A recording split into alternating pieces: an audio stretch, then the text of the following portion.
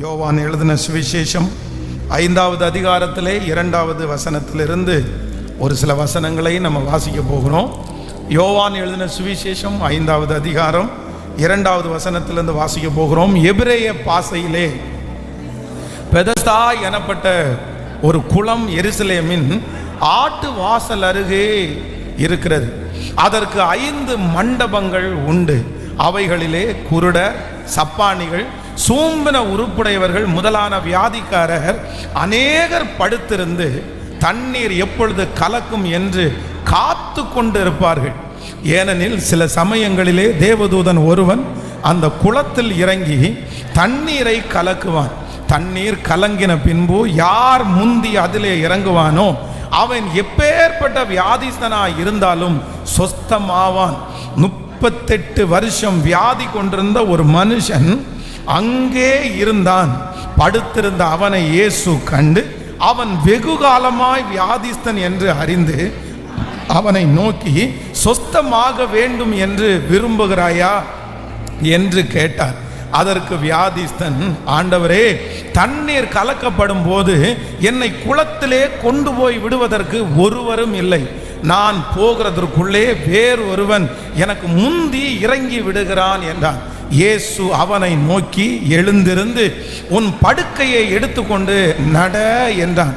உடனே அந்த மனுஷன் சொஸ்தமாகி தன் படுக்கையை எடுத்துக்கொண்டு நடந்து போனான். அந்த நாள் ஓய்வு நாளாயிருந்தது. கர்த்தருடைய பிள்ளைகளே, இந்த சம்பவம் வேதத்திலே நமக்கு எல்லாருக்கும் தெரிந்த ஒரு நல்ல சம்பவம். 38 வருடமாய் வியாதி கொண்டிருந்த ஒரு மனிதன். அப்படி என்றால் அநேக மனிதர்களாலே தள்ளப்பட்டு பல நாட்களாலே வியாதிப்பட்டு 1 வருடம் 2 வருடம் அல்ல, வேதத்திலே பல வருடங்களாக தங்களுடைய பலவீனத்திற்காய் காத்திருந்த அநேகரை நம்ம வாசிக்கிறோம். 12 வருடமாய் பெரும்பாடுள்ள ஸ்திரீ, இப்படிப்பட்ட அநேக நபர்கள் வேதத்திலே தங்களுடைய வியாதிக்காய் விடுதலைக்காய் காத்திருந்த பல பேர் உண்டு. ஆனால் சில பேரை ஆண்டவர் வேதத்திலே ரொம்ப ஆச்சரியப்படுத்துகிறார். ஆண்டவராகிய இயேசு கிறிஸ்து பிறந்த அந்த சமயத்திலே தேவாலயத்திலே காத்திருந்த ஒரு விதவையை குறித்து வேதம் நமக்கு சொல்லுகிறது. அத்தனை ஆண்டுகள் அவர்கள் எவ்வளவேனும் நிமிர முடியாத கூனி, அதை குறித்து ஆண்டவர் நமக்கு வேதத்திலே ரொம்ப அழகாய் எழுதி வைத்திருக்கிறார். அப்போ இந்த இடத்துல கிட்டத்தட்ட ஒரு மனிதன் 38 வருடமாய் வியாதியாய் இருக்கிறார்.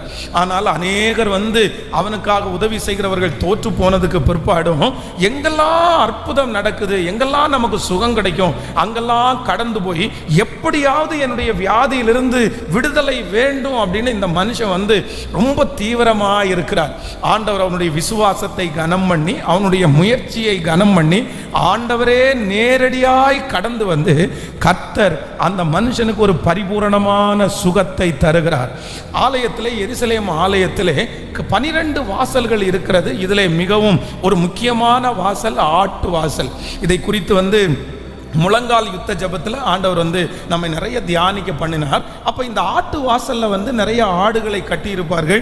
நிறைய பேர் பலி செலுத்த போகிறவர்கள் இந்த ஆடுகளை வாங்கி கொண்டு பலி செலுத்த போவது அது அங்கே நடக்கிறது. அப்போ அதை சுற்றி 5 மண்டபங்கள் இருக்கிறது. அந்த மண்டபத்தை சுற்றி அதில் ஒரு குளம் இருக்கிறது. அதிலே எப்பொழுதாவது ஒரு தூதன் கலக்குவான். அப்பொழுது அந்த குளத்தின் கரையில் பார்த்தீங்கன்னா குருடர்கள், சப்பானிகள், வேதம் சொல்லுகிறது சூம்பின உறுப்புடைய, அப்படின்னா பார்க்க தெரியாதவங்க, அப்படின்னா நடக்க முடியாதவர்கள், அப்படின்னா தங்களுடைய காரியத்தை செய்ய இயலாதவர்கள், இப்படி நிறைய பேர் அற்புதத்திற்காக வருகிறார்கள். ஆனால் ஒவ்வொருவருக்கும் யாரோ ஒருத்தரை கூட கூட்டிட்டு வந்துடுறாங்க. அவங்க போக முடியாட்டா கூட அவங்க இன்னொருத்தர் அவங்களுக்கு அற்புதத்தை வாங்கி கொடுக்கறது போல நிறைய பேர் அற்புதத்தை பெறுகிறார்கள். ஆனால் இந்த ஒரே ஒரு மனுஷன் மட்டும் 38 வருடமாய் காத்திருக்கிறான். ஆனால் கர்த்தர் அவனுடைய காத்திருப்புக்கு பெரிய ஒரு அற்புதத்தை கர்த்தர் செய்தார். நான் நம்புகிறேன் நம்முடைய எல்லாருடைய காத்திருப்புகளையும் கர்த்தர் பார்க்கிறார். நீங்கள் நெடுநாளாய் காத்திருக்கிற காரியத்தை கர்த்தர் நிச்சயமாய் உங்களுக்கு தருவேன் என்று கர்த்தர் வாக்கு கொடுக்கிறார். நீங்கள் காத்திருந்து நீங்கள் கர்த்தரிடத்தில் தேடி போய் இப்பொழுது சோர்ந்து போய் நான் இனி போக மாட்டேன், நான் இனி அந்த காரியத்தை குறித்து கேட்க மாட்டேன்னு கூட நீங்க நினைக்கலாம். ஆனால் நான் நம்புகிறேன், நீங்க போகலாத சமயத்திலே கர்த்தரே உங்களுடைய நெடுநாள் காத்திருப்பை நிச்சயமாய் நிறைவேற்றுவார். உங்க பிள்ளையை குறித்து நீங்கள் காத்திருக்கிற காரியம் ஆச்சரியமாய் நடக்கும். உங்க குடும்பத்திலே நீங்கள் காத்திருக்கிற காரியம் ஆச்சரியமாய் நடக்கும். நீங்கள் நெடுநாட்கள் சரீரத்திலே காத்திருக்கிற ஒரு அற்புதம் கர்த்தர் வாக்கு கொடுக்கிறார், நிச்சயமாக நடக்கும். உங்களுடைய காத்திருப்பு வீணாகாது. இந்த 7 நாட்கள் முழங்கால் யுத்த ஜெபத்தினுடைய இந்த கடைசி நாள் கர்த்தருடைய பிரசன்னம் இங்கே நிறைந்திருக்கிறது. ஆவியானவர் இந்த இடத்திலே உலாவுகிறார். நான் நம்புகிறேன் கர்த்தர் இன்றைக்கு இந்த சத்தத்தை கேட்கிற அநேகருடைய பக்கத்தில் வந்து சொல்லுகிற வார்த்தை, உன்னுடைய காத்திருப்பு வீணாய் போகாது, உன்னை காத்திருப்பு வீணாய் போகாது. நான் உன்னை எழுப்புவேன், நான் உன்னை அலங்கரிப்பேன், நான் உன்னை மகிமைப்படுத்துவேன், நான் அநேகருக்கு முன்பாய் உன்னை சாட்சியாய் நிறுத்துவேன். இந்த சூழ்நிலை மாறும், இந்த இடம் மாறும், இந்த சிச்சுவேஷன் மாறும். கர்த்தர் இந்த இடத்திலிருந்து சீக்கிரமாய் உங்களை கொண்டு போவேன் என்று கர்த்தர் வாக்கு கொடுக்கிறார். 38 வருடமாய் ஒரு இடத்திலே முடங்கி போய் கிடந்த அந்த மனுஷனை எழுந்து நீ நட என்று சொன்ன கர்த்தர் இன்றைக்கு வாக்கு கொடுக்கிறார். உன்னை நான் நடக்க பண்ணுவேன், படுக்கையை எடுத்துக்கொண்டு நடக்க பண்ணுவேன். ஓ ஹalleluya! இந்த இடத்தை விட்டு கர்த்தர் அநேகரை எடுத்துக்கொண்டு நடக்க பண்ணுகிற நாள் சீக்கிரமாய் வரும். அந்த மனிதனை சுற்றி இருக்கிற நிறைய பேர் பார்த்து ஆச்சரியப்பட்டது போல உங்களையும் என்னையும் பார்த்து கர்த்தர் ஆச்சரியப்பட வைக்க போகிறார்.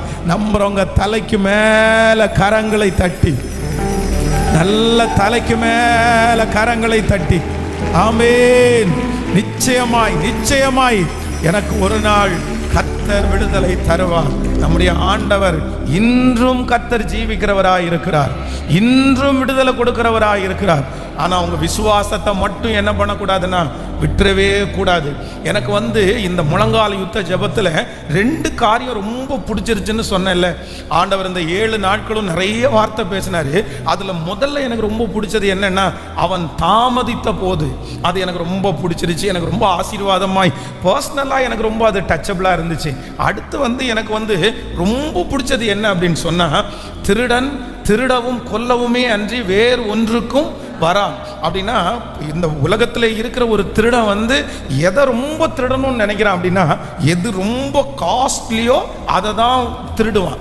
நம்முடைய வீட்டில் இருக்கிற அலுமினிய சட்டியை திருடிட்டு போகணுன்னு யாரும் வரமாட்டாங்க, இல்லைன்னா ஒரு பென்சில் பாக்கெட்டை தூக்கிட்டு போகலான்னு யாரும் வரமாட்டாங்க.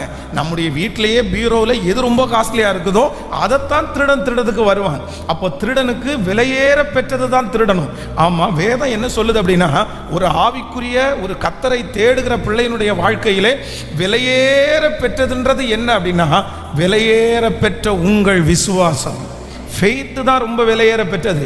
அதனால தான் அப்போஸ்தலனாகிய பவுல் சொல்லும்போது சொல்லுகிறார், நல்ல போராட்டத்தை போராடினேன், ஓட்டத்தை முடித்தேன், நான் விசுவாசத்தை காத்து கொண்டேன்.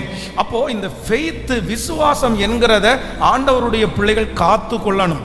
அதை தான் திருடணும்னு நினைப்பான். அதுவும் இந்த கடைசி காலத்தில் பார்த்தீங்க அப்படின்னு சொன்னால், நிறைய பேருக்கு ஆண்டவர் மேலே நம்பிக்கையே இல்லை, சுத்தமாக நம்பிக்கை இல்லை. அப்படின்னா கடவுள்னு ஒருத்தர் இருக்கிறாரியா, கடவுள்னு ஒருத்தர் இருக்கார், எல்லாருக்கும் மேலேயும் ஒரு பவர் இருக்குது, அவ்வளோதான். அப்படி தான் நிறைய பேர் நினைக்கிறாங்களே தவிர, என் இயேசு கிறிஸ்து வல்லவர் என்கிறதை நிறைய பேர் மறந்துட்டாங்க. ஆனால் நம்ம ஜெபிக்க வேண்டியது என்ன அப்படின்னா, நான் மரணம் வரையும் மட்டும் என்னுடைய விசுவாசத்தை திருடுகிறதற்கு நான் விடமாட்டேன். பிசாசு உங்களுடைய விசுவாசத்தை எடுத்து போடுறதுக்கு எந்த சூழ்நிலையை கொண்டு வந்தாலும், எந்த மனிதர்களை கொண்டு வந்தாலும், கடைசி வரைக்கும் நான் விசுவாசித்திருக்கிறவர் இன்னார் என்று அறிவேன். கலப்பையின் மேல் கையை வைத்திருக்கிற நான் பின்னிட்டு பார்ப்பது இல்லை. கிறிஸ்து எனக்கு ஜீவன், சாவு எனக்கு ஆதாயம். இந்த தோல் முதலானவைகள் அழுகி போனாலும் அந்நிய கண்கள் அல்ல, என் கண்கள் அவரை காணும். இந்த அக்கினி சூளைக்கு கர்த்தர் எங்களை தப்புவித்தாலும் தப்புவியாமற் போனாலும் நான் நிச்சயமாய் ஆண்டவரை விடப்போவதில்லை. அவர் என்னை கொன்று போட்டாலும் அவர் மேல் நான் நம்பிக்கையாயிருப்பேன். இப்படிப்பட்ட ஒரு ஃபெய்த்தை கடைசி வரைக்கும் விடக்கூடாது. என்ன வேணாலும் நடக்கலாம், நான் விசுவாசிக்கிறவர் இன்னார் என்று நான் அறிந்திருக்கிறேன். ஹல்லேலூயா. அப்போ ஆண்டவர் இந்த மனுஷனுடைய விசுவாசத்தை கர்த்தர் கனப்படுத்தினார். நான் நேற்றைக்கு இரவிலே இந்த வசனத்தை குறித்து தியானிக்கும் போது ஆண்டவர் இந்த வியாதியாய் இருக்கிற இந்த மனுஷனை குறித்து இவன் இருந்த ஒரு 3 விதமான சிச்சுவேஷன், ஒரு 3 விதமான சூழ்நிலை, அந்த சூழ்நிலையிலே ஆண்டவர் இந்த பிள்ளையை தூக்கி எடுத்தார். அந்த 3 விதமான சூழ்நிலை உங்களுக்கு சொல்லி உங்களுக்காக ஜெபித்து முடிக்க ஆசைப்படுகிறேன். வாசிக்கலாம். முதலாவதாக நீங்கள் அந்த 5ஆம் அதிகாரத்தினுடைய 5வது வசனத்திலிருந்து வாசிக்கலாமா? ஆமென். 5வது வசனத்திலிருந்து வாசிக்கலாம். 38 வருஷம் வியாதி கொண்டிருந்த ஒரு மனுஷன் அங்கே இருந்தான். படுத்திருந்த அவனை இயேசு கண்டு அவன் வெகு காலமாய் வியாதிஸ்தன் என்று அறிந்து அவனை நோக்கி சொஸ்தமாக வேண்டும் என்று விரும்புகிறாயா என்று கேட்டான். அதற்கு வியாதிஸ்தன், ஆண்டவரே, தண்ணீர் கலக்கப்படும் போது என்னை குளத்திலே கொண்டு போய் விடுவதற்கு ஒருவரும் இல்லை. நான் போகிறதற்குள்ளே வேறொருவன் எனக்கு முந்தி இறங்கி விடுகிறான் என்றார். நல்லா கவனிங்க ஆண்டவருடைய பிள்ளைகளே, இந்த இடத்துல ஆண்டவர் அந்த 38 வருடமாய் வியாதியா இருக்கிற அந்த மனுஷனை பார்த்து என்ன கேட்கிறார் அப்படின்னா, சொஸ்தமாகிறதற்கு விரும்புகிறாயா? நம்மளா இருந்தா என்ன சொல்லிடுவோம் அப்படின்னு சொன்னா, ஒரே வார்த்தையில என்ன சொல்லுவோம்னா, ஆம் இல்லை அப்படின்னு சொல்லுவோம். ஆமா ஆண்டவரே, இல்லைன்னா இல்ல ஆண்டவரே. ஆனா இந்த மனுஷன் என்ன பண்றான் அப்படின்னு சொன்னா, எடுத்த உடனே ஆண்டவர் கேட்ட உடனே ஆமா இல்லை அப்படின்னு சொல்லாம ஒரு பெரிய ஸ்டோரியே அவன் சொல்றான். அவனுக்கு அவனுடைய வாழ்க்கையில பாத்தீங்க அப்படின்னா 38 வருடமாய் ஒரு கதை இருக்கிறது, ஒரு ஸ்டோரி இருக்கிறது. ஆனா ஒரு விஷயம் என்ன அப்படின்னு சொன்னா, இவனுடைய கதையை, இவனுடைய ஸ்டோரியை, இவனுடைய சாட்சியை, இவனுடைய வாழ்க்கையில் அவன் கடந்து வந்த பாதையை கேட்பதற்கு யாருமே இல்லை. யாருமே ஒரு இடத்துல நம்ம குறைஞ்சு போயிட்டோன்னு வச்சுக்கோங்களேன், சமுதாயத்தில் மதிப்புக்குரியவர்களாக இல்லைன்னு வச்சுங்களேன். இன்னைக்கு இருக்கிற உலகம் என்ன அப்படின்னு சொன்னால், உன் ஸ்டோரியெல்லாம் எனக்கு தேவையில்லைப்பா, உன்னுடைய வாழ்க்கையெல்லாம் எனக்கு தேவையில்லைப்பா, நீ என்ன செஞ்சிருக்கன்னு எனக்கு தேவையில்லைப்பா, என்ன மேட்ரு, என்ன விஷயம், அதை மட்டும் சொல்லு. ஆனால் ஆண்டவராகிய தேவன் அந்த மனுஷன் சொன்னதை அவர் என்ன பண்ணுறாருன்னா, உட்கார்ந்து டைம் எடுத்து அவன் சொல்லுகிறதை ஆண்டவர் கவனித்து கேட்கிறார். நான் என்ன நம்புறேன் அப்படின்னு சொன்னா, உங்க எல்லாரையும் ஆசீர்வதிக்கிறேன். உங்களுக்கு பின்னாடி ஒரு பெரிய ஸ்டோரி இருக்கலாம், உங்களுக்கு பின்பாக ஒரு பெரிய சம்பவம் இருக்கலாம். ஆனா இன்றைக்கு உங்க ஸ்டோரியை யாரிடத்துலயாவது சொல்ல போனா அவங்க கேட்கக்கூடிய நபர்கள் இன்றைக்கு இல்லாம இருக்கலாம். சிலர் உங்களை பார்த்து யாருக்கு தான் கஷ்டம் இல்லை அப்படின்னு எல்லாம் சொல்லலாம். ஒருத்தர் கூட என்னுடைய காரியத்தை கேட்க முடியாதா? ஆனால் நான் நம்புகிறேன், நம்ம கொட்டக்கூடிய ஒரு இடம் இருக்கிறது, நம்முடைய விஷயத்தை கேட்கக்கூடிய ஒரு தேவன் இருக்கிறார். கர்த்தர் வாக்கு கொடுக்கிறார், நான் உன்னுடைய வாழ்க்கையிலே நடந்து வருகிற அத்தனை காரியத்தையும் சொல்லும்போது நான் கேட்பேன். கர்த்தர் அந்த வார்த்தைகளை கேட்பாரானால், உங்க ஸ்டோரியை கர்த்தர் கேட்பாரானால், நான் தீர்க்க தரிசனமாய் சொல்லுகிறேன், இந்த சத்தத்தை கேட்கிற நிறைய பேருடைய ஸ்டோரியை, உங்க சாட்சியை, நீங்க கடந்து வந்த பாதையை ஆயிரக்கணக்கான பேர் கேட்கிற நாள் வரும். அவன் தெருவிலே நடந்து போகும்போது உனக்கு என்ன சம்பவித்தது, யார் உனக்கு இதை செய்தார் என்று சுற்றி இருக்கிறவர்கள் கேட்டது போல நான் நம்புறேன், சீக்கிரமா பிரதர் சிஸ்டர், இது தீர்க்க தரிசனமான வார்த்தை, உங்களை கூப்பிட்டு நிறைய பேர் கேட்பாங்க. அந்த ஸ்டோரியை சொல்லுங்க, அந்த சாட்சியை சொல்லுங்க. ஆண்டவர் உங்களை நடத்தி வந்த விதத்தை குறித்து அநேகர் நம்புறவர்கள் முழு பலத்தோடு கரங்களை தட்டி ஆமென். உலகத்திலே இருக்கிற அநேகருக்கு முன்பாய் நம்மை சாட்சியாய் நிறுத்துவார். இப்பொழுது நீங்கள் கடந்து போகிற இந்த பாதை ஒரு சாட்சியாய் மாறும். இப்பொழுது ஆண்டவர் உங்களை நடத்துகிற இந்த பாதை நிச்சயமாய் இது ஒரு பெரிய ஸ்டோரி. இது ஒருவரை சார்ந்தது அல்ல, ஒரு குடும்பத்தை சார்ந்தது அல்ல. உங்க வாழ்க்கையை வச்சு அநேகருடைய வாழ்க்கையை கர்த்தர் கட்ட போகிறார், அநேகரை ஆண்டவர் பலப்படுத்த போகிறார். உங்க சாட்சி அநேகம் பேரை கர்த்தருக்குள்ள நடத்த போகிறது. அதற்காக தான் கர்த்தர் இவ்வளவு நாட்களும் காத்திருக்க பண்ணுகிறார். ஆமென். நம்பர் 1, முதலாவதாக அதற்கு வியாதிஸ்தன், ஆண்டவரே, தண்ணீர் கலக்கப்படும் போது என்னை குளத்தில் கொண்டு போய் விடுவதற்கு ஒருவரும் இல்லை, நான் போகிறதற்குள்ளே வேறொருவன் எனக்கு முந்தி இறங்கி விடுகிறான். அப்போ இந்த மனுஷனுக்குள்ளே இருக்கிற முதல் ஒரு பெரிய ஆதங்கம் என்ன அப்படின்னு சொன்னா, நான் எவ்வளவோ முயற்சித்தோம், நான் என்ன பண்றேன் அப்படின்னா தோற்று போறேன். நான் தோற்று போறேன் அப்படின்னா நான் அமைதியா இல்லை, நான் சும்மா இல்லை. இந்த குளத்தின் அருகிலே அற்புதம் நடக்கிறவங்களை பார்த்துட்டு நான் வேடிக்கை பார்த்துட்டெல்லாம் இல்லை. எனக்கு பலன் இல்லாவிட்டாலும், என்னால் நடந்து போக முடியாட்டாலும் நான் என்ன பண்ணுறேன் அப்படின்னா, என்னால் எவ்வளவு முடியுமோ, நான் எவ்வளவு முயற்சி எடுத்து அந்த குளத்தில் போய் நான் தூதன் கலக்கும் போது நான் குதிக்கணுமோ, நான் எவ்வளோ முயற்சி எடுக்கிறேன். ஆனால் என்னால் என்ன பண்ண முடியலன்னா, அந்த தூதன் கலக்கும் போது அந்த அற்புதத்தை பெற்றுக்கொள்ளவே முடியல. அப்போ ஆண்டவர் முதலாவதாக இந்த 38 வருஷம் வியாதியாக இருக்கிற மனுஷனிடத்துல ஒன்றை கர்த்தர் கண்டுபிடிக்கிறார்.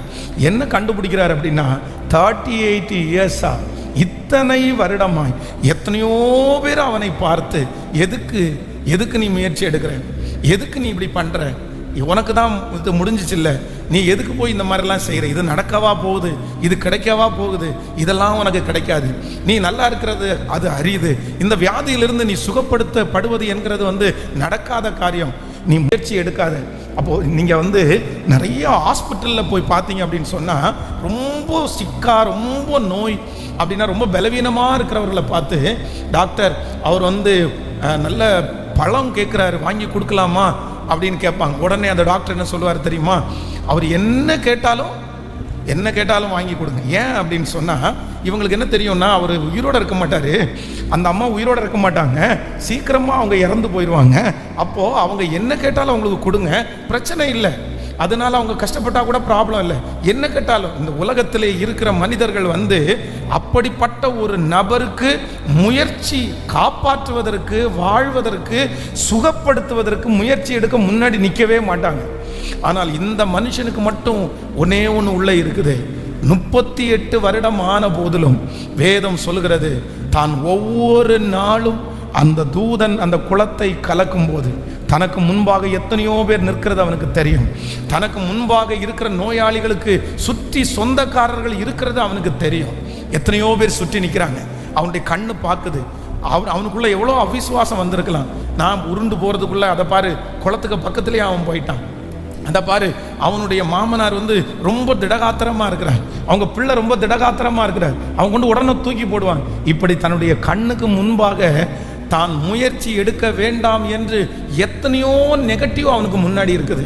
ஆனாலும் இந்த மனுஷனுக்குள்ளே அவன் எடுத்த ஒரு தீர்மானம், ஒருவேளை குளம் கலக்கப்படும் போது ஆண்டவர் அவங்க அந்த இடத்துல நின்று, நான் அந்த குளத்தில் போய் இறங்கிட்டா எனக்கு விடுதலை கிடைக்கும்ல. இன்றைக்கு இந்த சத்தத்தை கேட்கிற ஒவ்வொரு பிள்ளைகளையும் பார்த்து ஆண்டவர் சொல்லுகிறார், உங்கள் கண்களுக்கு முன்பாக முயற்சி எடுக்கக்கூடாத நூற்றுக்கணக்கான காரணங்கள் இருக்கலாம், நூற்றுக்கணக்கான மனிதர்கள் இருக்கலாம், நூற்றுக்கணக்கான தடைகள் இருக்கலாம். நீங்க இந்த பிரச்சனையிலிருந்து வெளியே வர முடியாது என்கிறதற்காக உங்களுக்கு முன்பாக ஆயிரக்கணக்கான நெகட்டிவ் உங்களுக்கு முன்பாக வைக்கப்படலாம். எப்படி நீ முயற்சி எடுக்கிற, இப்படி நடந்துரும், நீ அங்க பாரு, இங்க பாரு, இந்த மனுஷனை பாரு, இது நடக்க போவது இல்லை, இது நடக்காது, அவர்கள் தான் ஜெயிக்க போறார்கள், நீ தோற்றுதான் போவ, நீ எடுக்கிற முயற்சி வீண், நீ அந்த இடத்துக்கு போகாத, உன்னுடைய பலத்தை நீ எதுக்கு நீ பிரயோஜனப்படுத்துற, வேண்டாம், நீ இங்கேயே இரு, நீ இந்த இடத்துல உட்கார்ந்து சாப்பிட்டுட்டு, இதுதான் உன்னுடைய தலையெழுத்து. இப்படிப்பட்ட ஆயிரக்கணக்கான நெகட்டிவ் இருக்கும்போது ஒரு உண்மையான தேவனுடைய பிள்ளை, அற்புதத்தை பெற்றுக்கொள்ளுகிற ஒரு தேவனுடைய பிள்ளை என்ன பண்ணணும் அப்படின்னு சொன்னா, எனக்கு எத்தனை எதிர்மறையான காரியங்கள் எனக்கு முன்னாடி இருந்தாலும் என் தேவன் என்னை நடத்துவதற்கு வல்லவராய் இருக்கிறார். நீங்கள் எடுக்கிற முயற்சிகளை கர்த்தர் வாய்க்க பண்ணுவார். நீங்கள் எடுக்கிற முயற்சியை கர்த்தர் பார்க்கிறார். இத்தனை சூழ்நிலையின் மத்தியிலையும் நீங்கள் எடுக்கிற முயற்சி கர்த்தருக்கு தெரியும். கர்த்தர் சொல்லுகிறார், நிச்சயமாகவே முடிவு உண்டு, உன் நம்பிக்கை வீண் போவது இல்லை, உங்க நம்பிக்கை வீண் போவது இல்லை. உங்களுடைய முயற்சியை கனப்படுத்துகிற கர்த்தர் இருக்கிறார். உங்க முயற்சிகளை ஆமோதிக்கிற தேவன் இருக்கிறார். நல்ல கரங்களை மேலே தட்டி ஆமோதிங்க பார்க்கலாம். ஆமென், ஆமென். அந்த தடைகளை தாண்டி, அந்த எதிர்மறையான எண்ணங்களை தாண்டி, அந்த மனிதர்களை தாண்டி, இதோ கர்த்தர் உங்களை ஆண்டவர் உற்சாகப்படுத்துகிறார். ஆமென். இந்த 7 நாட்கள் முழங்கால் யுத்த ஜெபத்தில் ஆண்டவர் உங்களை உற்சாகப்படுத்துகிறார். என்ன உற்சாகப்படுத்துகிறாருன்னா, சுற்றி 1000 நெகட்டிவ் 1000 எதிர்மறையான காரியங்கள் இருந்தாலும் நான் என்ன பண்ணுவேன் அப்படின்னு சொன்னா, என்னை கொண்டு போய் விடுவதற்கு யாரும் இல்லை. அதுக்காக நான் அமைதியாக இல்லை. நான் என்ன செய்கிறேன் அப்படின்னு சொன்னா, நான் இறங்குகிறதற்குள்ளே, நான் முந்திக் கொள்வதற்குள்ளே ஒருவேளை அங்கே வந்து ஒரு 2 மாதம் இருக்கும்போது, இந்த 2 மாதத்தில் ஆயிரக்கணக்கான பேர் வந்து முன்னாடி குதிச்சு அந்த அற்புதத்தை வாங்கிட்டு போகும்போது, சிலர் பாருங்களேன், ரொம்ப பலவீனமாய் நிறைய பேர் இந்த பிச்சை எடுக்கிறது மாதிரிலாம் இருக்கிறாங்க பாருங்களேன். அவங்க வந்து என்ன யோசிப்பாங்க அப்படின்னு சொன்னால், அவங்க சில ஏரியாவுக்கு போவாங்க. அந்த ஏரியாவுக்கு போய் சரியாக அந்த இடத்துல வந்து அவங்களுக்கு வசூல் ஆகலை, சரியாக யாருமே அவங்கள கவனிக்கலை, சரியாக பணம் கொடுக்கல அப்படின்னு சொன்னால், அவங்க உடனே என்ன பண்ணிடுவாங்க அப்படின்னு சொன்னால், ஏரியாவை சொல்லுங்களேன், அவங்கள சேஞ்ச் பண்ணிடுவாங்க, மாற்றிடுவாங்க.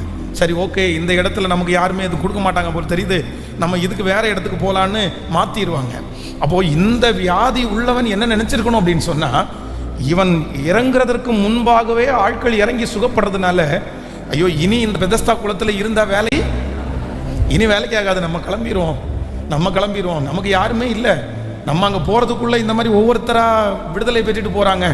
நம்ம எத்தனை மாதம் இருந்தாலும் நம்ம இந்த குளத்தில் இருக்கிற வரைக்கும் எப்படி தான் இருக்கணும் சொல்லுங்களேன், இப்படி தான் இருக்கணும்.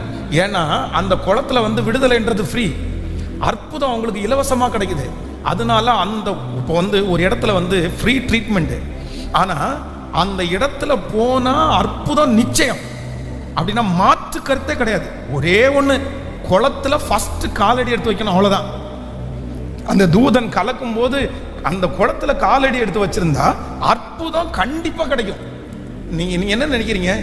நீங்கள் கடந்த சில மாதங்களுக்கு முன்பாக இந்த கங்கா ஹாஸ்பிட்டலில் நான் வந்து ஒரு நோயாளி ஒருத்தரை பார்க்கறதுக்காக போயிருந்தேன். அப்போ போய் அவங்களுக்காக ஜெபம் பண்ணும்போது, பக்கத்தில் இருக்கிற நிறைய ரூமில் யார் இருந்தாங்க அப்படின்னு சொன்னால், இந்த கருப்பு இனத்தவர்கள், நீக்ரோஸ், அந்த சைடில் இருப்பாங்கல்ல, அவங்க நிறைய பேர் வந்து கங்கா ஹாஸ்பிட்டலில் அவங்க ட்ரீட்மெண்ட் பண்ணிட்டு இருந்தாங்க. அப்போ வந்து நான் வந்து நம்மளை கூட்டிகிட்டு போனால் சர்ச்சில் இருக்கிற அந்த நர்ஸை, அந்த பிள்ளையை பார்த்து, என்ன வெளிநாட்டிலேருந்தெல்லாம் நிறைய பேர் இங்கே வந்து ட்ரீட்மெண்ட் எடுக்கிறாங்களா அப்படின்னு கேட்ட உடனே அவங்க ஒரு பெரிய ஸ்டோரியே சொன்னாங்க. பாஸ்டர், அந்த ஜனங்களெல்லாம் வந்து பார்த்திங்கன்னா நிறைய பிள்ளைகளை வந்து இந்த பிரசவ நேரத்தில் வந்து பிடிச்சி இழுத்துருவாங்க. அப்போ இந்த கை மணிக்கட்டினுடைய எலும்பு முறிஞ்சு போயிடும். அதனால நிறைய பிள்ளைகளுக்கு வந்து ஆப்ரேஷன் வந்து இங்கே தான் நடக்குது. அவங்க ஊரை விட்ட இந்த ஊர் ஒன்று சீப்பு. இன்னொன்று வந்து இங்கே பண்ணுகிற ஆப்ரேஷன் 99% வந்து அவங்களுக்கு வந்து சரியாயிருது. அதனால அவர்களே வந்து 1 மாதம் 2 மாதம் இங்கே புக் பண்ணி 10 லட்சம் 5 லட்சம் செலவு பண்ணி ஆப்ரேஷன் பண்ணிட்டு போகிறாங்க அப்படின்னு. அப்போ எவ்வளவு தூரமாக இருந்தாலும் இந்த இடத்துல போனால் அற்புதம் நிச்சயம் அப்படின்னா, எவ்வளவு தூரம் கிலோமீட்டர் பிரயாணம் பண்ணி வருவதற்கும் மனிதர்கள் தடை செய்வதில்லை. அப்போ பெதஸ்தா குளத்தில் கூட்டம் குறையுமா நிறைய இருக்குமா? சொல்லுங்க, கேட்கல? வெள்ளிக்கிழமை மட்டும்தான் கூட்டம் வரும், ஞாயிற்றுக்கிழமை கூட்டம் வராதுன்னு இருக்குதா? கிடைக்காது. அந்த சுற்றி பார்த்தீங்க அப்படின்னா ஒரே நோயாளிங்க, அதுவும் ஒரு நோயாளி இல்லை, புதுசாக வர்றாங்க. இந்த மனுஷன் 38 வருஷமா இருக்கிறவர் காலையில் எந்திரிச்சு அவர் ஜபம்னு ஒன்று பண்ணணும்னா என்ன பண்ணியிருப்பாருன்னு நினைக்கிறீங்க? என்ன பண்ணியிருப்பாருன்னு நினைக்கிறீங்க? ஆண்டவரே, இன்னைக்கு யாருமே வரக்கூடாது, அந்த தூதன் மட்டும்தான் வரணும். ஆனால் இவன் கண்ணுக்கு முன்னாடி பார்க்கறது என்ன தெரியுமா? அங்கே ஏற்கனவே ரிசர்வேஷன் பண்ணி ஒரு 100 பேர் காத்து கிடக்குறாங்க.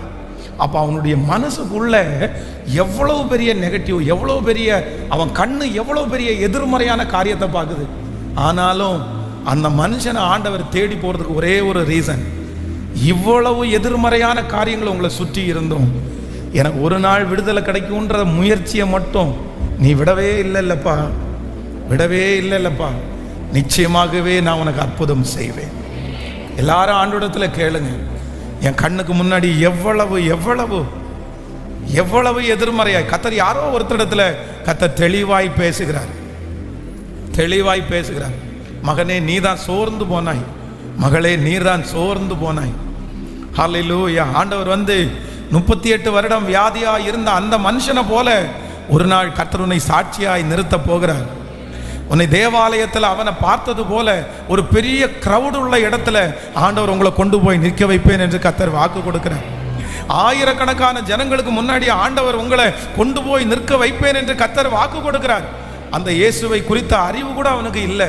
சுற்றி இருக்கிறவங்க கேட்குறாங்க, உன்னை விடுதலை ஆக்குனது யாருப்பா, உன் படுக்கையை எடுத்துக்கொண்டு நடைன்னு சொன்னது யாருப்பா? உடனே அவன் சொல்றான், யாருன்னே தெரியலங்க. நான் அற்புதத்துக்காக குளத்தை ஒரு தூதன் கலக்குவான்னு நினைச்சு போனேன். ஆனா யாரோ ஒருத்தர் என்ன விடுதலை ஆக்குனார். தன்னை விடுதலை ஆக்குனவரை எப்ப அவன் கண்டுபிடிக்கிறான் அப்படின்னா, தேவாலயத்தில் அவன் இருக்கிறான். இப்போ தேவாலயத்தில் ஆண்டவர் இருக்கிறாரு.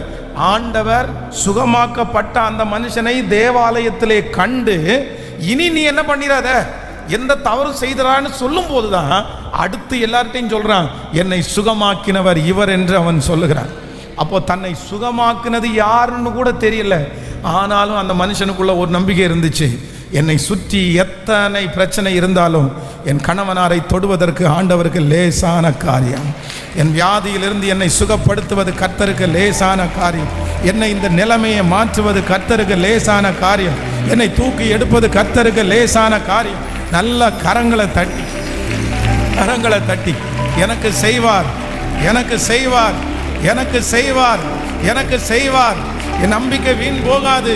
எத்தனை எதிர்ப்புகள் வந்தாலும் ஹல்லேலூயா, என் பலனாகிய கன்மலை. சோ நம்பர் 1, முதலாவதாக இந்த மனுஷனுடைய முதல் சூழ்நிலை என்ன அப்படின்னு சொன்னா, தான் விடுதலை ஆவேன் என்கிற நம்பிக்கையை கொடுக்கிற ஒரு சூழ்நிலையும் இல்லாமல் விடுதலை ஆக முடியாது என்கிறதற்கு 1000 காரணம் சுற்றி இருந்தாலும் தன்னுடைய முயற்சியை மட்டும் அந்த மனுஷன் என்ன பண்ணலைன்னா விடவே இல்லை. நம்பர் 2, இரண்டாவதாக ஒரு வசனத்தை வாசிக்கலாம். நீங்கள் 7வது வசனத்தை வாசிக்கலாமா? யோவான் எழுதின சுவிசேஷம் 5ஆம் அதிகாரத்தினுடைய 7வது வசனத்தை வாசிக்கலாம். அதற்கு வியாதிஸ்தன், ஆண்டவரே, தண்ணீர் கலக்கப்படும் போது என்னை குளத்திலே கொண்டு போய் விடுவதற்கு ஒருவரும் இல்லை. நான் போகிறதற்கு உள்ளே வேறு ஒருவன் எனக்கு முந்தி இறங்கி விடுகிறான். அந்த இடத்துல நீங்க அண்டர்லைன் பண்ணுங்க, வேறு ஒருவன். ஃபர்ஸ்ட் அந்த வசனத்தில் நீங்க முதல் பாயிண்ட் என்ன நீங்க அண்டர்லைன் பண்ணணும் அப்படின்னு சொன்னா, நான் போகிறதற்குள்ளே. இப்போ இன்னொரு லைனை நீங்க அண்டர்லைன் பண்ணணும், வேறு ஒருவன். நல்லா கவனிச்சுங்க ஆண்டவருடைய பிள்ளைகளே. ஆண்டவர் இந்த இடத்துல அந்த மனுஷனை சொஸ்தமாக விரும்புகிறாயா அப்படின்னு கேட்கும்போது, இந்த மனுஷனுடைய இருதயத்தில் இருக்கிற அந்த ஆழமாய் காயப்பட்ட ஒன்றை அவன் சொல்லுகிறான். என்ன சொல்றார் அப்படின்னு சொன்னா, ஆண்டவரே, நான் இந்த இடத்துல ரொம்ப காலமா இருக்கிறேன், நான் இந்த இடத்துல ரொம்ப வருஷமா இருக்கிறேன். ஆனா என் கண்ணுக்கு முன்னாடி என்ன நடக்குது அப்படின்னு சொன்னா, வேறு ஒருவன். அவன் யாருன்னு எனக்கு தெரியாது, அவன் எப்போ வந்தான்னு கூட எனக்கு தெரியாது. ஆனால் டெய்லி என் கண்ணுக்கு முன்னாடி என்ன பார்க்குறான் அப்படின்னு சொன்னால், எனக்கு சுகம் கிடச்சிருச்சு, எனக்கு அற்புதம் கிடச்சிருச்சு, நான் கிளம்புறேன், எனக்கு டைம் ஆயிடுச்சு, நான் இந்த இடத்த விட்டு போகிறேன் அப்படின்னு சொல்லுகிற மனிதர்களை இந்த மனுஷன் டெய்லி கண்ணுக்கு முன்னாடி பார்க்குறான். இந்த ஹாஸ்பிட்டல் இருக்குது பாருங்களேன், இந்த ஹாஸ்பிட்டலில் ரொம்ப மன கஷ்டம் உள்ளவங்க யாருன்னா, நம்ம ஒரு 5 நாள் ஹாஸ்பிட்டலில் அட்மிட் பண்ணியிருந்தோன்னு வைங்களேன், 5 days நமக்கு பக்கத்து பெட்டில் ஒருத்தர் படுத்து கிடப்பார். ஒரு 3 பேர், இந்த பக்கத்தில் ஒரு பெட்டு, இந்த பக்கத்தில் ஒரு பெட்டு. அப்போது அந்த வியாதிஸ்தர்கள் அந்த லாஸ்ட்டாக அந்த ட்ரீட்மெண்ட் முடிச்சு இப்போ டாக்டர் என்ன சொல்லுவார் அப்படின்னா, நீங்கள் வீட்டுக்கு சொல்லுங்களேன், நீங்கள் வீட்டுக்கு போகலாம் அப்படின்னு டாக்டர் சொல்லுவார். அப்போ வீட்டுக்கு போகலான்னு டாக்டர் சொல்லும்போது அவங்க எல்லாம் பேக் பண்ணுவாங்க பாருங்களேன், அந்த பெட்டி படுக்கைகளெல்லாம் பேக் பண்ணுவாங்க. பேக் பண்ணும்போது இந்த நோயாளி, எனக்கு அந்த அனுபவம் இருக்குது, அந்த நோயாளி என்ன சொல்லுவான் தெரியுமா, பக்கத்தில் இருக்கிற எல்லா பெட்லையும் போய் எனக்கு இன்னைக்கு சத்தமாக சொல்லுங்க. நமக்கு நிறைய பேருக்கு ஹாஸ்பிட்டலில் படுத்து கிடக்கிறது என்ன பண்ணாது, அதில் என்னதான் டிவி வச்சுருந்தாலும் அங்கே இருக்கிற நர்ஸு, அங்கே இருக்கிற டாக்டர்ஸு எவ்வளோதான் நமக்கு ஆறுதல் சொல்லி, எவ்வளோதான் தெரிஞ்சவங்களாக இருந்தாலும், சார் எப்போ சார் டிச்சார்ஜ், என்னை தயவு செய்து கூட்டிகிட்டு போங்க, என்னை தயவு செய்து வெளியே போங்க. ஆனால் இப்போ என்ன நடக்குது அப்படின்னு சொன்னால், சுற்றி இந்த பெட்டில் இருக்கிறவர் எனக்கு நீங்கள் டிச்சார்ஜ் அப்படின்னு போயிட்டார். இந்த பெட்டில் இருக்கிறவர் சொல்லுங்களேன், இந்த 38 வருஷமான மனுஷன் எத்தனை பேரை பார்த்துருக்கிறார் தெரியுமா? எவ்வளோ ஒரு மன வருத்தம். இந்த இடத்துல ஆண்டவரிடத்தில் தன்னுடைய ஸ்டோரியை சொல்கிறாரு, ஆண்டவரே, நான் முயற்சி எடுக்கிறேன், நான் இந்த இடத்துல அற்புதத்திற்காக தான் வந்திருக்கிறேன். ஆனால் என் கண்ணுக்கு முன்னாடி என் கண்ணு பார்க்க பார்க்க பார்க்க என்னை விட பெரிய நோயாளிங்க, என்னை விட மோசமான நோயாளிங்க, யாரோ ஒரு 4 பேர் அவங்க கூட வந்தாங்க, தப்புன்னு தூக்கி குளத்துல போட்டாங்க, அவ்வளோதான். அவன் கிளம்பிட்டான். ஆண்டவர் வந்து 5 நாள் கூட ஆகல கிளம்பிட்டான், வந்து 7 நாள் கூட ஆகல கிளம்பிட்டான். நான் இத்தனை வருஷமாக உட்காந்துருக்கிறேன். என் கண்ணுக்கு முன்னாடி இது வரைக்கும் வேறொருவன், சைன் பண்ணுறது வேறொருவன், தலை நிமிர பண்ணுறதுக்கு வேறொருவன். இவங்க நல்லா இருக்கிறாங்க, அவங்க நல்லா இருக்கிறாங்க, இவங்க வாழ்கிறாங்க, என் சொந்தக்காரன் நல்லா இருக்காங்க, என் கூட படித்த அந்த பையன் நல்லா இருக்காங்க, என் கூட ஒன்றா இந்த ஊருக்கு வந்த பையன் நல்லா இருக்காங்க, நான் சேர்த்து விட்ட அந்த நபர் நல்லா இருக்காங்க, நான் இந்த காரியத்தை குறித்து ஷேர் பண்ணுற அவர் நல்லா இருக்காருங்க. ஆனால் நான் என்ன இல்லை, நான் இன்னும் விடுதலை ஆகலை. இந்த சத்தத்தை கேட்டுக்கொண்டிருக்கிற யாரோ ஒருத்தருடைய மனசில் இது ஆழமாய் பதிந்திருக்கலாம். பிரதர், இது உங்கள் மனசில் மட்டும் இல்லை. பிரதர், சிஸ்டர், இது உங்கள் மனசுக்குள்ளே மட்டும் இல்லை, யாருடைய மனசுக்குள்ளேயும் இருந்துச்சு அப்படின்னு சொன்னான். 38 இயர்ஸ், 38 வருஷமாக ஒரு மனுஷனுக்குள்ளே ஒன்று இருக்குது. என்ன இருக்குது அப்படின்னு சொன்னால், யாரோ ஜெயிக்கிறாங்க, ஆனால் நான் மட்டும் தோற்று போகிறேன்.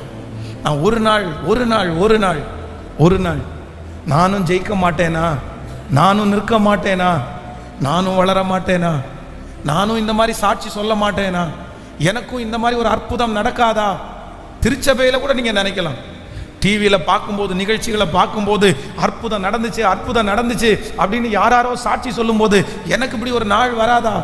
ஆனால் ஆண்டவர் இன்றைக்கு இந்த முழங்கால் யுத்த ஜெபத்தினுடைய 7வது நாள் கர்த்தர் நிறைய பேருக்கு வாக்கு கொடுக்கிறார். அந்த வேறொருவன் என்று பார்த்து கொண்டிருக்கிற உங்கள் வாழ்க்கையில் அந்த ஒரு பர்சனா நீங்களும் சீக்கிரமாய் மாறுவீர்கள். கர்த்தர் உங்களையும் அப்படி நிறுத்துவார். அந்த அற்புதம் உங்களுக்கு நடக்கும்.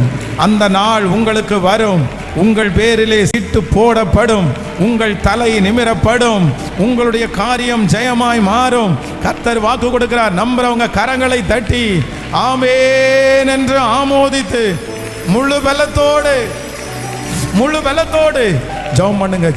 ஆண்டவருடைய மகிமை இறங்குது, கர்த்தருடைய மகிமை இறங்குது. உங்க பிள்ளைய கர்த்தர் முன்னணியில நிறுத்துகிற நாள் வருது. உங்க மகனை கர்த்தர் முன்னணியில நிறுத்துறாரு. உன் பிள்ளையோட படிச்சவங்க நிறைய பேர் முன்னாடி நின்று அவன் பின்னுக்கு தள்ளப்பட்டிருக்கிறான். வேறொருவன் அந்த இடத்துல கர்த்தர் உங்க குடும்பத்தை நிறுத்துறாரு. நம்புறவங்க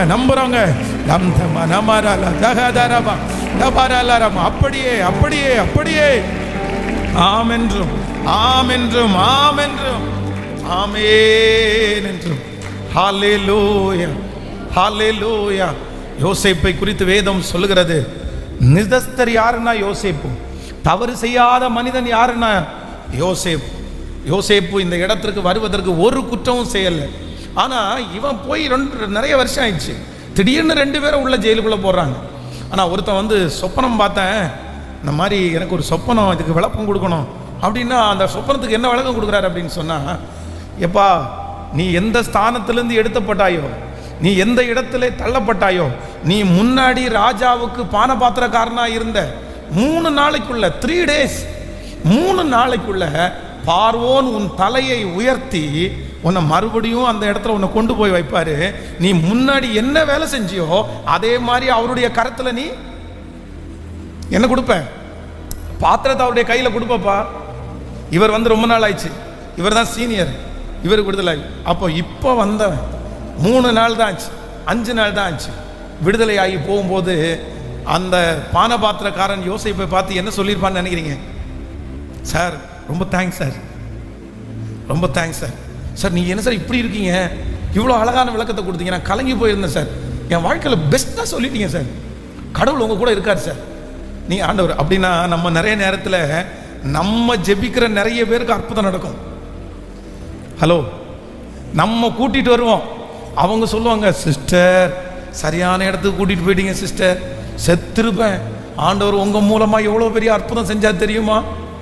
நம்ம கூட்டிகிட்டு வந்தவங்க, நம்ம ஜெபிச்சவங்க, நம்ம ஆலோசனை கொடுத்தவங்க நம்ம கண்ணுக்கு முன்னாடி அற்புதத்தை பெற்றுட்டு நமக்கே சாட்சி சொல்லுவாங்க.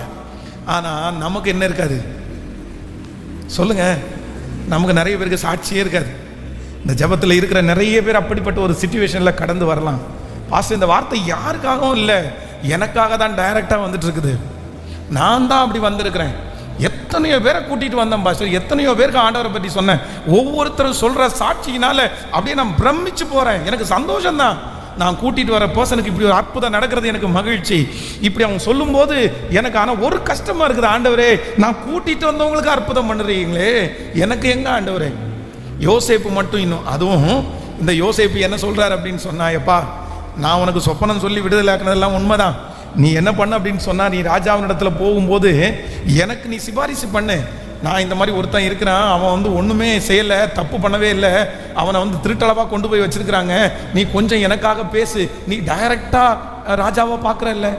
ஆனால் வேதம் சொல்லுது, பானபாத்திரக்காரனுடைய தலைவன் யோசேப்பை நீங்கள் கூட்டிட்டு அற்புதத்தை பெற்றுக்கொண்டவங்க உங்களை மறந்தே போயிருக்கலாம். ஏன்னா நீ இன்னுமாடா அங்கே இருக்கிற, நீங்கள் இன்னுமா வரவே இல்லை, அந்த மாதிரி ஒரு சூழ்நிலையில் இருக்கலாம். ஆனால் ஆண்டவராகிய தேவன் ஒரு நாள் யோசேப்பை துரிதமாய் வருகிறார்கள். யோசேப்புக்கு என்கிற அந்த நாள் வந்துச்சு, யோசேப்புக்கு என்கிற அந்த நேரம் வந்துச்சு. அவனுடைய காத்திருப்பு முடிஞ்சிருச்சு. கர்த்தர் அவனை சோதிக்கிற காலம் முடிஞ்சிருச்சு. கர்த்தர் அவனுக்கு கொடுக்கிற பரீட்சையின் காலம் முடிஞ்சிருச்சு. அந்த பரீட்சையின் காலம் முடிஞ்ச உடனே யோசேப்பை அந்த கிடங்கிலிருந்து வெளியே கொண்டு வந்தது போல இந்த சத்தத்தை கேட்கிற ஒவ்வொருத்தருக்கும் கர்த்தர் வாக்கு கொடுக்கிறார். உங்கள் சோதனையின் காலம் முடியும். உங்களுக்கு கர்த்தர் வைத்திருக்கிற அந்த நாட்கள் முடியும். உங்களுடைய பரீட்சையின் நாட்கள் முடியும். இது கர்த்தருடைய வார்த்தை, இது தேவனுடைய வார்த்தை. கரங்களை தட்டி நல்ல வாலிப தம்பிங்க தங்கச்சிங்க கரங்களை தட்டி முழு பலத்தோட வேறொருவன் மாத்திரம் அல்ல, உங்களையும் விடுதலை பெற்றவர்களாய், உங்களையும் டிஸ்சார்ஜ் பண்ணப்பட்டவர்களாய், உங்களுக்கும் அற்புதம் செய்தவர்களாய் நீங்கள் புறப்பட்டு போகிற ஒரு நாள் சீக்கிரமாய் வரும். ஆண்டவர் இந்த மனுஷனை பார்த்து என்ன சொல்றார் அப்படின்னு சொன்னா, உன் படுக்கையை விட்டுட்டு போன்னு சொல்லல, உன் படுக்கையை எடுத்து கொண்டு நட. ஏன் அப்படின்னா, அந்த குளத்துல இருந்து அற்புதத்தை பெற்று கொண்டு போறவங்க எல்லாத்தையும் என்ன பண்ணிட்டு போவாங்க? காலி பண்ணிட்டு போவாங்க.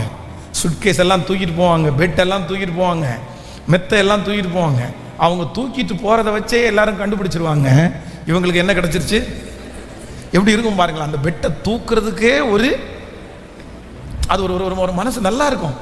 நம்ம படுத்து இந்த பெட்டை தூக்குறோமேன்னு அவனுக்கு தோணலை. அந்த பெட்டை தூக்கி சுருட்டி கையில் வச்சுட்டு எப்படி நடந்து போறார் அப்படின்னா, கெத்தா அந்த பெட்டு இதுவரைக்கும் அவனை சுமந்த பெட்டு அது. இப்போ அவன் சுமக்கிறான் பாருங்களேன். அவன் எடுத்து வச்சு சுருட்டி. அப்போதான் நிறைய பேருடைய கண்ணு பார்க்குது. விடுதலை கிடைச்சிருச்சா, அற்புதம் கிடைச்சிருச்சா, சுகம் கிடைச்சிருச்சா, பரவாயில்லப்பா, நீ ஆராதிக்கிற தேவன் உன்னை கைவிடலப்பா, உன் காத்திருப்பு வீணா போகலப்பா, உன் அமைதிக்கு ஆண்டவர் ஒரு பெரிய பரிசு கொடுத்தாருப்பா. நான் நம்புறேன் இந்த வார்த்தையை உங்களுக்கு சொல்லுகிற ஒரு நாள் கண்டிப்பாக சீக்கிரமாய் வரும். உங்களுடைய விரோதிகள் பார்ப்பார்கள், உங்களை நிறைய பேர் பார்ப்பார்கள். கர்த்தர் உங்களை சுமந்ததை தூக்கி சுமக்க பண்ணுகிற ஒரு நாளை கர்த்தர் உங்களுக்கு தருவார். அன்றைக்கு நிறைய பேருடைய கண்கள் ஆச்சரியமாய் பார்க்கும். அந்த தெருவழியாய் நீங்கள் நடந்து போவீர்கள், சுமந்து கொண்டே சாட்சியோடு நடந்து போவீர்கள். கையை உயர்த்தி ஆண்டவரிடத்தில் சொல்லுங்க, இந்த வார்த்தையை நான் நம்புறேன். இது பென்ஸோட வார்த்தை அல்ல, இது ஒரு மனிதனோட வார்த்தை அல்ல, இது ராஜாதி ராஜாவோட வார்த்தை, இது கர்த்தாதி கர்த்தாவோட வார்த்தை. நாம் பிரசங்கம் பண்ணி கொண்டிருக்கும் போதே அந்த காரியத்தை கர்த்தர் ஆரம்பிக்கிறார். பிரதர் நீங்க விசுவாசிங்க, பிரதர் சிஸ்டர் நீங்க விசுவாசிங்க. ஆண்டவருடைய சமூகத்துல கையை உயர்த்தி நான் நம்புறேன் ஆண்டவரேன்னு சொல்லுங்க. இன்னைக்கு ஆண்டவர் தான் பேசுறாரு. ரொம்ப தெளிவா உங்களிடத்துல கர்த்தர் பேசுறாரு, தெளிவா கர்த்தர் பேசுறாரு. ஹalleluya. ஒரு நாளும் வீணாகாது நான் ஓடும் ஓட்டம், நான் செய்யும் ஜெபம் ஒரு நாளும் வீணாகாது, ஒரு நாளும் வீணாகாது, ஒரு நாளும் வீணாகாது. நான் ஓடும் ஒரு நாளும் வீணாகாது, ஒரு நாளும் வீணாகாது. பிடித்து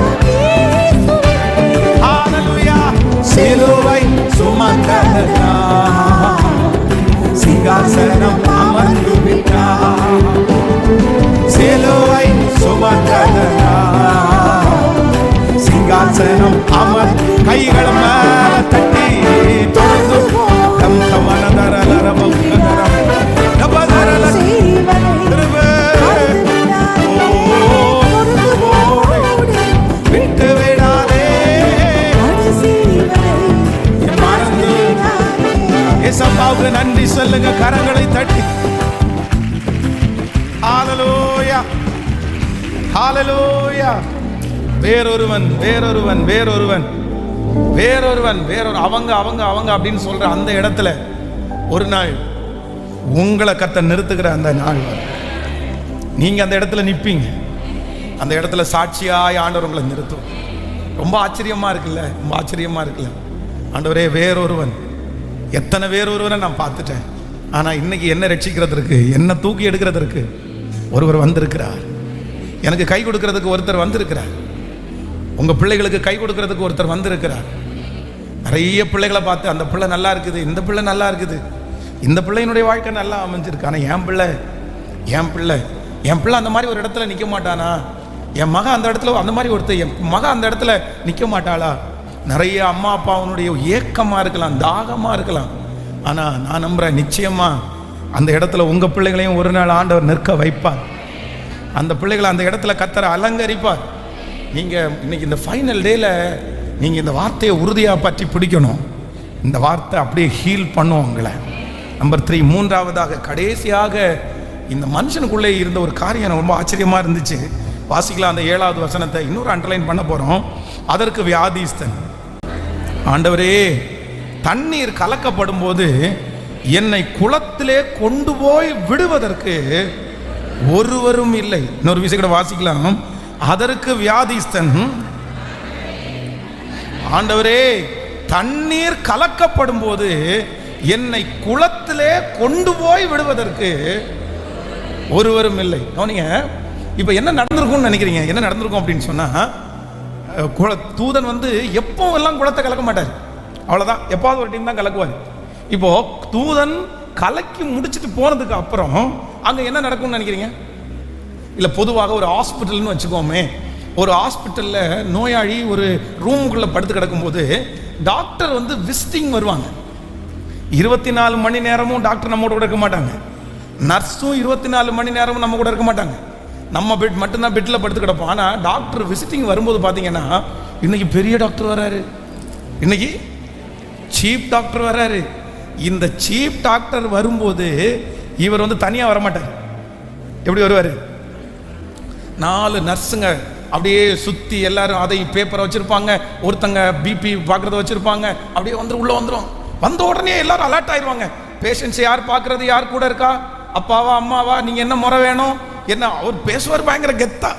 அப்படியே இது பண்ணி, அப்படியா நீங்கள் என்ன வேணுமா பார்த்துட்டு இருக்கிறீங்களா அப்படின்னு சொல்லி, என்ன பண்ணுது, எப்படி இருக்குது அப்படின்னு கேட்பாரு.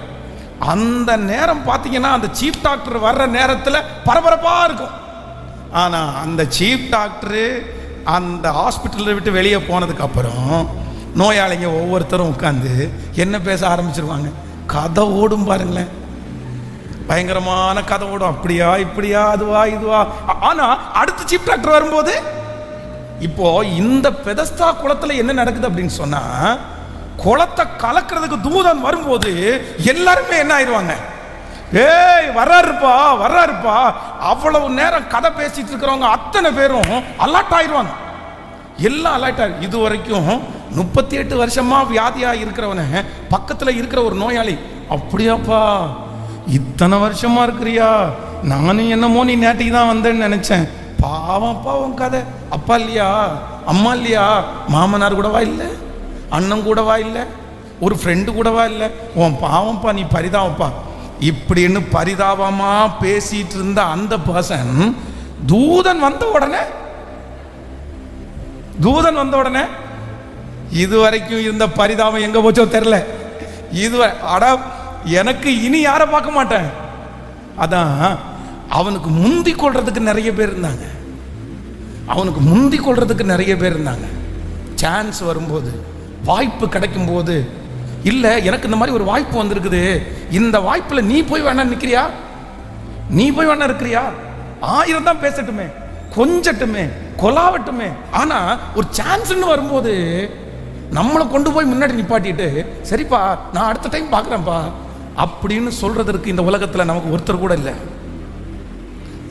இல்லை. அவ்வளோ அன்பா பேசுவாங்க, அவ்வளவு நேசமா இருப்பாங்க. ஆனால் அவர்களுக்குரிய வாய்ப்பை, அவர்களுக்குரிய காரியத்தை நமக்கு யாருமே என்ன பண்ண மாட்டாங்க.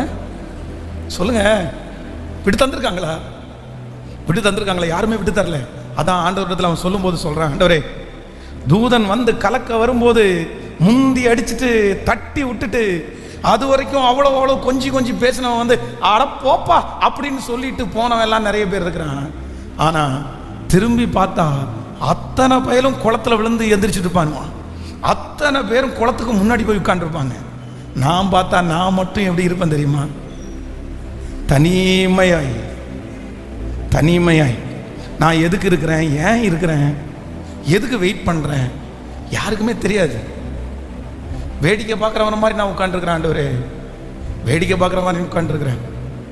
டைமிங்கில் நிறைய பேர் முன்னாடி போகிறாங்க, எனக்கு முந்தி கொள்றவங்க நிறைய பேர் இருக்காங்க.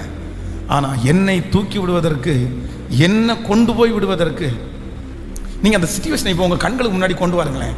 ஒரு குளம் இருக்குது, அந்த குளத்துக்கு சுற்றி 1000 பேர் வந்து நோயாளிங்க இருக்கிறாங்க. அந்த குளம் கலக்கப்படுக்கும் போது நோயாளிங்க குதிச்சா அற்புதம்.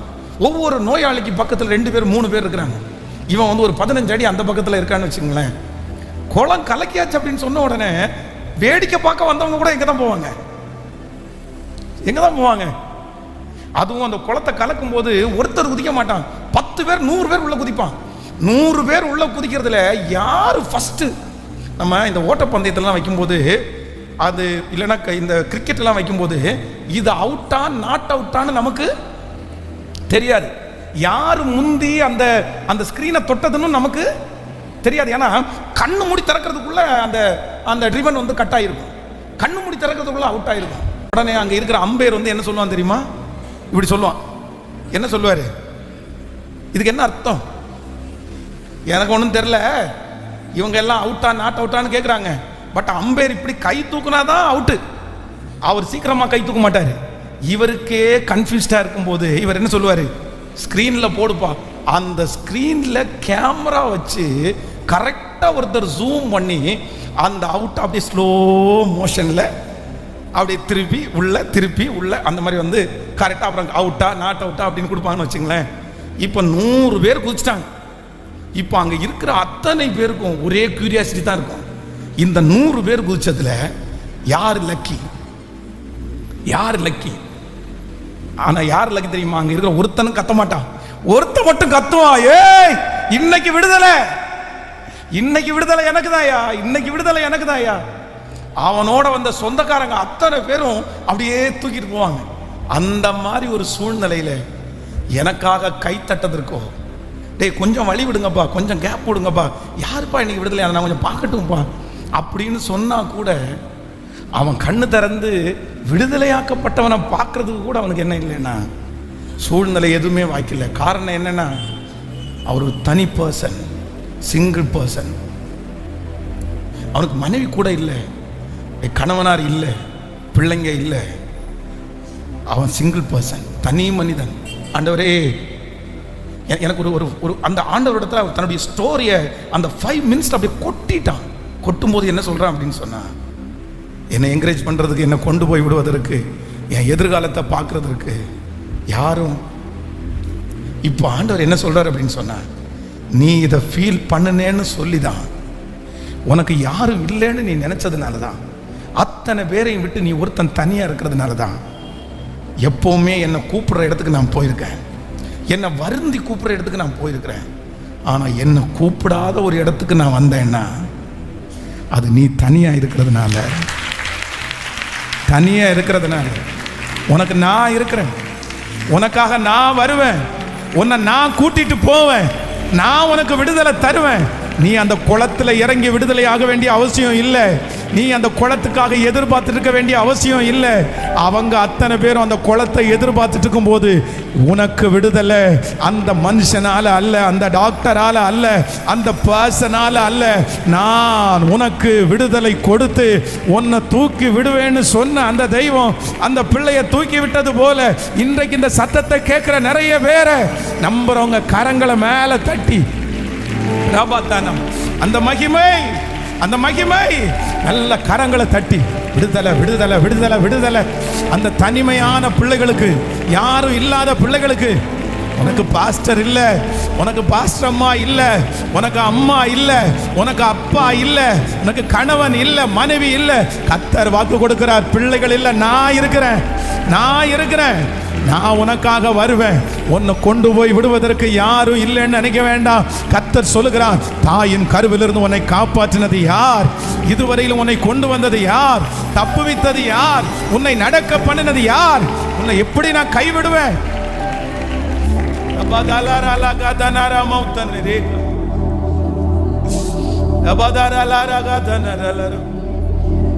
தாயும் தன் மடியே சில மாதம் சுமந்தாள், தந்தையும் தன் தோளில் சில காலம் சுமந்தாள்.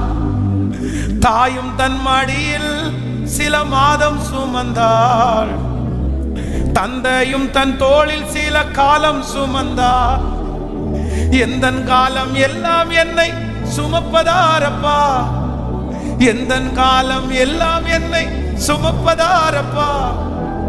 எந்தன் வாழ்வின் ஆதாரமே நீதானே அப்பா, எந்தன் வாழ்வின் ஆதாரமே நீதானே அப்பா. சொந்தம் என்று எனக்கு நீதானப்பா, சொத்து என்று எனக்கு நீதானப்பா. சொந்தம் என்று எனக்கு நீதானப்பா, சொத்து என்று எனக்கு நீதானப்பா. செல்வம் அதிகம் சேர்ந்து வந்தால் சொந்தம் பலரப்பா, செல்லா காசாய் நான் இருந்தால் மதிப்பு ஏதப்பா.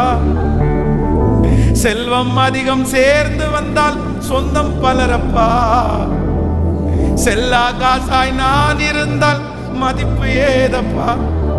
எந்தன் காலம் எல்லாம் என்னை, எந்தன் வாழ்வின் ஆதாரமே நீதானே அப்பா, எந்தன் வாழ்வின் ஆதாரமே நீதானே அப்பா.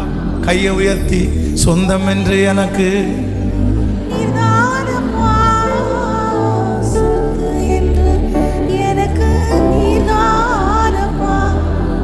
சொந்தம் என்று எனக்கு